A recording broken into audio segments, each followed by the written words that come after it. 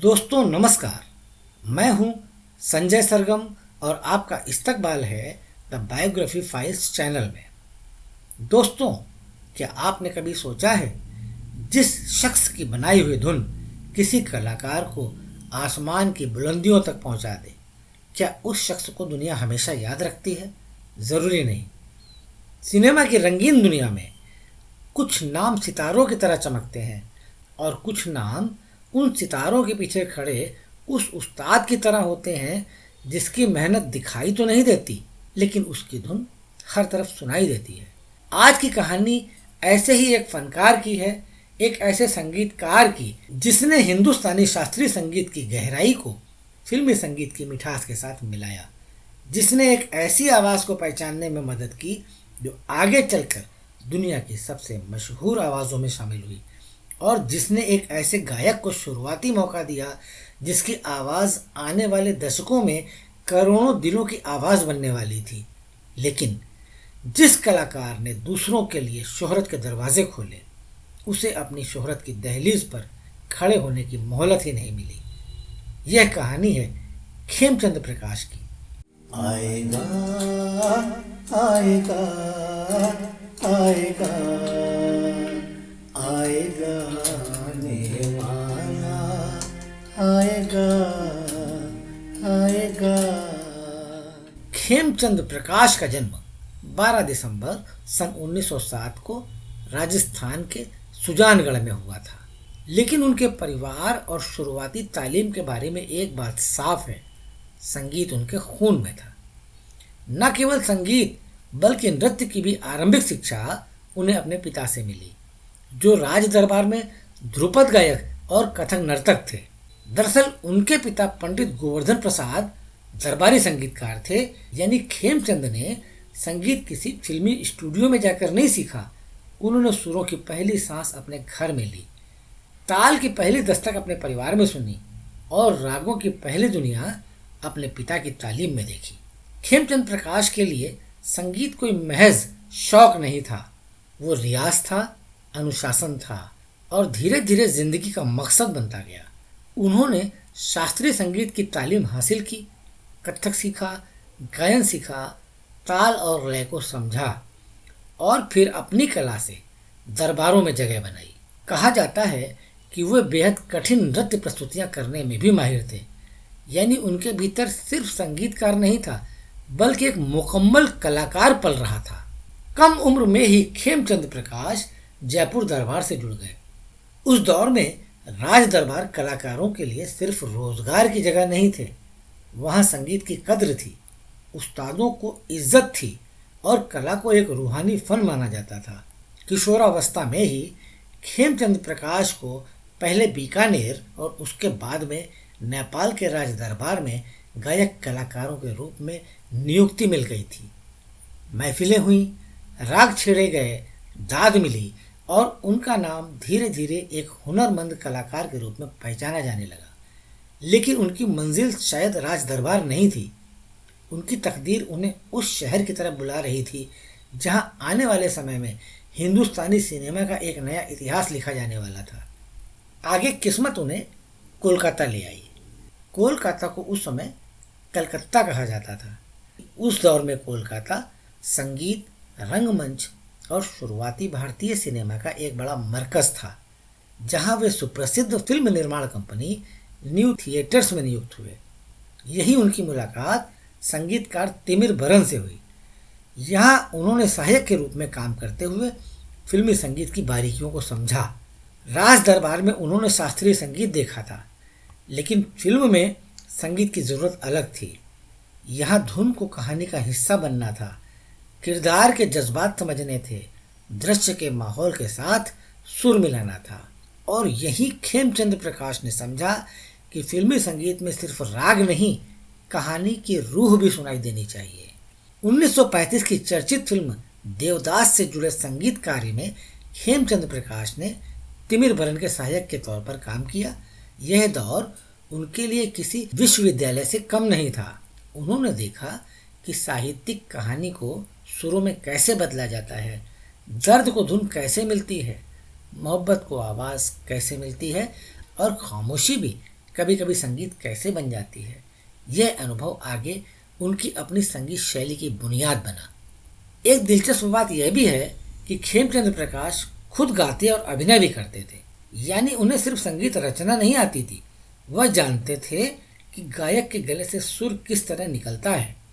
उन्हें अभिनेता की जरूरत का अंदाजा था, उन्हें शब्दों की अदायगी का इल्म था, और शायद इसी वजह से उनके गीतों में गायकी और धुन के बीच एक खूबसूरत रिश्ता दिखाई देता है। 1938 की फिल्म स्ट्रीट सिंगर के लिए खेमचंद्र प्रकाश ने एक मज़ाहिया गीत भी गाया। लो खा लो मैडम खाना, लो खा लो मैडम खाना, खा लो मैडम खाना, लो खा लो मैडम खाना, खा लो मैडम खाना। इसके बाद उनका सफ़र मुंबई की तरफ हुआ। खेमचंद प्रकाश मुंबई आ गए। फिल्मों का एक नया संसार उनका इंतज़ार कर रहा था। उन्होंने कई फिल्मों में संगीत दिया। शुरुआत हुई सन 1939 में सुप्रीम पिक्चर्स के बैनर तले बनी फिल्में मेरी आंखें और गाजी सलाउद्दीन।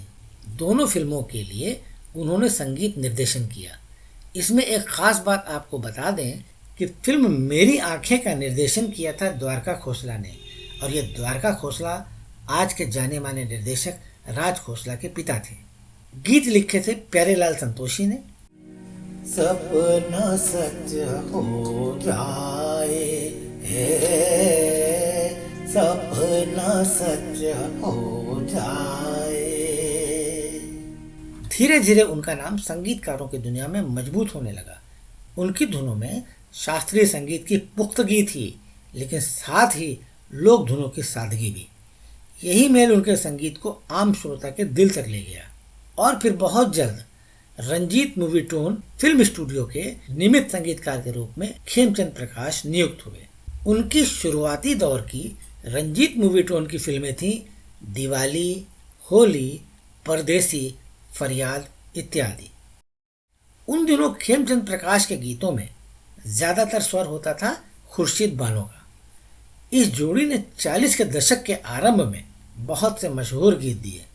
खेमचंद प्रकाश ने तानसेन और भरथरी जैसी फिल्मों के लिए संगीत दिया।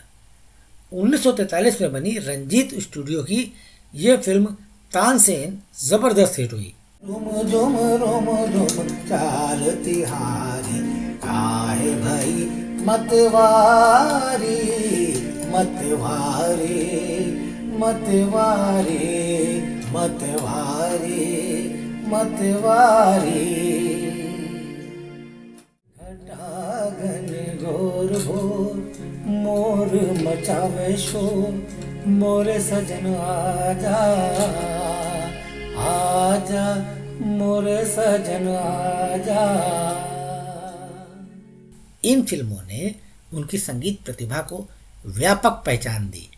उनके संगीत में रागों की गंभीरता थी, लेकिन धुन इतनी सहज होती कि आम श्रोता भी उससे जुड़ जाता। यह आसान काम नहीं था। शास्त्रीयता को बचाकर लोकप्रियता हासिल करना, यह वही कर सकता है जिसे दोनों दुनियाओं की समझ हो। अब कहानी का एक बेहद अहम मोड़ आता है।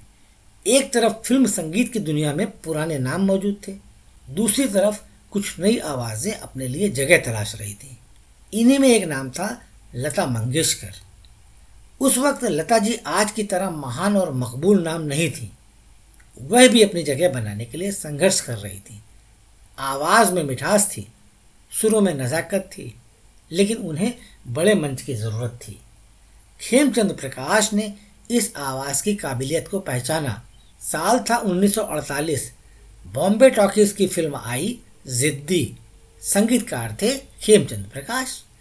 खेमचंद प्रकाश ने लता मंगेशकर की आवाज़ को प्रमुखता से इस्तेमाल किया।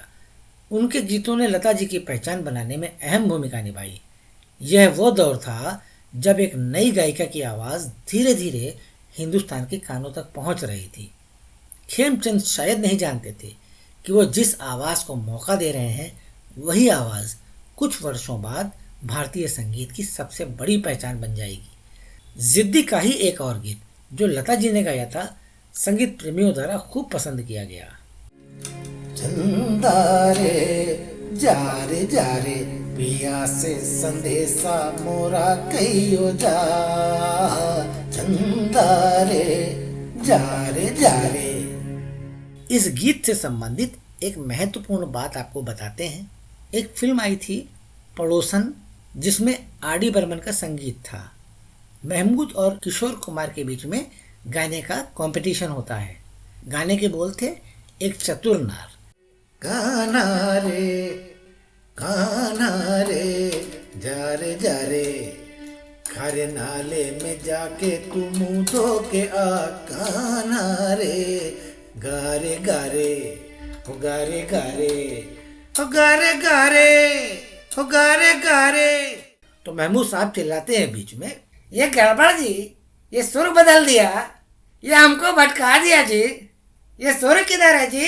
दरअसल इस गाने को जैसा लिखा गया था, जैसा सोचा गया था, वैसा परफॉर्म नहीं किया गया। परफॉर्मेंस के समय इसमें काफ़ी बदलाव हो गए थे। किशोर कुमार ने फिल्म जिद्दी के इसी गाने से प्रेरित होकर उस गीत में फेरबदल किया था। किशोर दादा में यही खूबी थी कि वो अचानक से कुछ प्लान कर लेते थे। इस तरह इस गाने का इस्तेमाल उन्होंने वहाँ किया। क्योंकि किशोर दा भी इसी फिल्म में थे, ये वाकया मैं आपको अभी बताने वाला हूँ। अब इसी कहानी में एक और बड़ा नाम दाखिल होता है, आभास कुमार गांगुली। दुनिया जिसे आगे चलकर किशोर कुमार के नाम से जानेगी। किशोर उस समय अभी नए थे। उनकी पहचान मुख्य रूप से अभिनेता के तौर पर बन रही थी, लेकिन उनके भीतर गायक भी छुपा था। खेमचंद प्रकाश ने उस आवाज़ में कुछ देखा और जिद्दी में उन्हें प्लेबैक का मौका दिया। गीत था, मरने की दुआएं क्यों मांगूं, जीने की तमन्ना कौन करे। मरने की दुआएं क्यों मांगूं, जीने की तमन्ना कौन करे, कौन करे। एक महत्वपूर्ण बात आपको बताते हैं कि ये गाना किशोर कुमार का पहला प्लेबैक सॉन्ग था, खेमचंद प्रकाश के संगीत निर्देशन में। आज यह सुनकर हैरत होती है कि जिन दो नामों ने आगे चलकर भारतीय संगीत का चेहरा बदल दिया, लता मंगेशकर और किशोर कुमार, उनके शुरुआती सफ़र में एक ही संगीतकार का हाथ था और वो संगीतकार थे खेमचंद प्रकाश। लेकिन असली चमत्कार अभी बाकी था। 1949 में फिल्म आई महल। कहानी रहस्य से भरी हुई, माहौल में अंधेरा, राज, इश्क, इंतज़ार और एक ऐसी धुन की ज़रूरत थी जो इन तमाम कैफियतों को एक साथ समेट सके। खेमचंद प्रकाश ने धुन तैयार की, गायिका थी लता मंगेशकर, गीत बना आएगा आने वाला, वह आवाज़ जो अंधेरे से निकल कर आई। गीत की शुरुआत में आवाज़ बहुत दूर से आती महसूस होती है, जैसे कोई इंतज़ार कर रहा हो, जैसे किसी पुराने महल की बंद खिड़की के पीछे कोई पुराना अफसाना सांस ले रहा हो। फिर आवाज़ धीरे धीरे करीब आती है और श्रोता जैसे उस आवाज़ के पीछे पीछे किसी रहस्यमय दुनिया में दाखिल हो जाते हैं। यही उस धुन की जादूगरी थी, लता की आवाज़ और खेमचंद की संगीत कल्पना। आएगा आएगा आएगा आएगा आएगा आने वाला, आएगा आएगा आने वाला।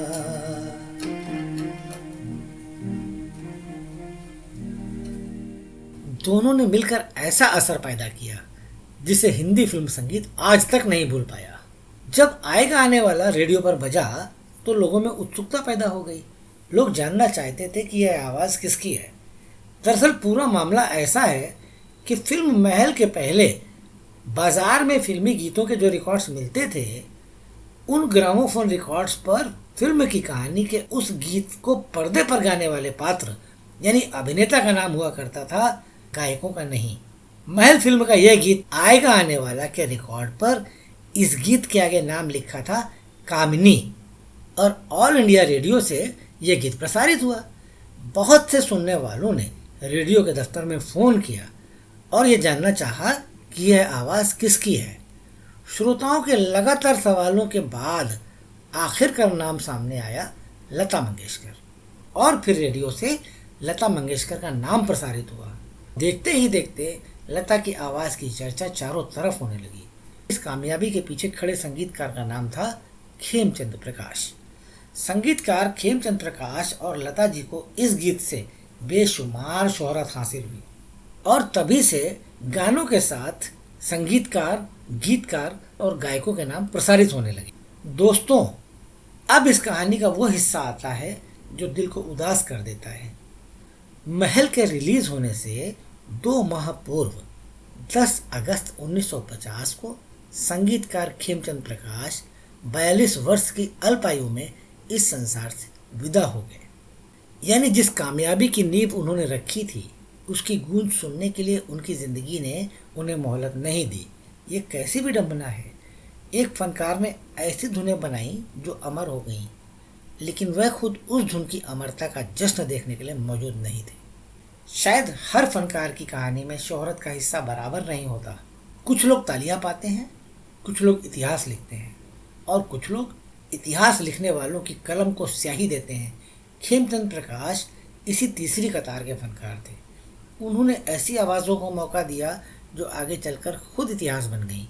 उनके संगीत से प्रभावित होने वालों में आगे चलकर महान संगीतकार नौशाद का नाम भी लिया जाता है। खेमचंद प्रकाश का संगीत उस दौर में शास्त्रीयता और लोकप्रियता के बीच एक पुल की तरह था। उनकी धुनों में भारतीय संगीत की रूह थी, मगर प्रस्तुति फिल्मी कहानी के मुताबिक थी। इसलिए उनकी रचनाएं आज भी संगीत के जानकारों के लिए दिलचस्प हैं। दोस्तों, खेमचंद प्रकाश की ज़िंदगी हमें बताती है कि कामयाबी का एक दूसरा मतलब भी होता है। अगर आपके जाने के बाद भी आपकी बनाई हुई कोई चीज़ किसी की ज़िंदगी बदलती रहे, अगर आपकी धुन किसी नई आवाज़ को पहचान दिलाती रहे, अगर आपकी मेहनत किसी दूसरे कलाकार की राह आसान करती रहे, तो समझिए आपका फ़न जिंदा है। और जिस दिन फ़न जिंदा रहता है उस दिन फनकार पूरी तरह नहीं मरता। वह शायद अपनी कामयाबी का पूरा उजाला नहीं देख पाए, लेकिन उन्होंने ऐसी रोशनी जलाई जो आज भी बुझी नहीं है। जब आएगा आने वाला बजता है तो सिर्फ एक पुराना गीत नहीं सुनाई देता, उसके पीछे एक ऐसे उस्ताद की रूहानी मेहनत भी महसूस होती है जिसने अपनी पूरी ज़िंदगी सुरों के नाम कर दी। और शायद उनकी कहानी का सबसे खूबसूरत जुमला यही हो सकता है कि कुछ आवाज़ें वक्त के साथ खामोश हो जाती हैं, लेकिन कुछ धुनें ऐसी होती हैं जिनमें अपने फनकार की सांस हमेशा बाकी रहती है। खेमचंद प्रकाश भी ऐसी ही एक धुन है, एक ऐसी धुन जिसे हिंदुस्तानी फिल्म संगीत कभी नहीं भुला सकता। दोस्तों, आज का कार्यक्रम केंद्रित था फिल्म संसार को बहुत ही अनमोल गीत देने वाले संगीतकार खेमचंद प्रकाश पर। आपको हमारी ये प्रस्तुति कैसी लगी? अगर आपकी हिंदी सिनेमा, संगीत, शायरी और कलाकारों के ऐसे ही अनसुने अफसाने और दिलचस्प दास्तानों में दिलचस्पी है जिनके बिना भारतीय फिल्म संगीत का इतिहास अधूरा है, तो ज़रूर बताएं। वीडियो को लाइक करें, दोस्तों के साथ शेयर करें और चैनल द बायोग्राफी फाइल्स को सब्सक्राइब करना बिल्कुल भी ना भूलें। साथ ही नोटिफिकेशन पाने के लिए बेल आइकन को भी ज़रूर दबाएं ताकि हमारे आने वाले सभी नए वीडियो सबसे पहले आप तक पहुंचें। आपका प्यार और सहयोग हमें ऐसे ही बेहतरीन कंटेंट लाने के लिए प्रेरित करता है। मैं हूं संजय सरगम, आप देख रहे थे द बायोग्राफी फाइल्स। फिर मिलेंगे एक और अजीम फनकार, महान शख्सियत की अनकही और अनसुनी दास्तान के साथ, जहां हम किसी मशहूर नाम के पीछे छिपे उस इंसान को तलाशेंगे जिसकी कहानी शायद आपने कभी न सुनी हो। धन्यवाद।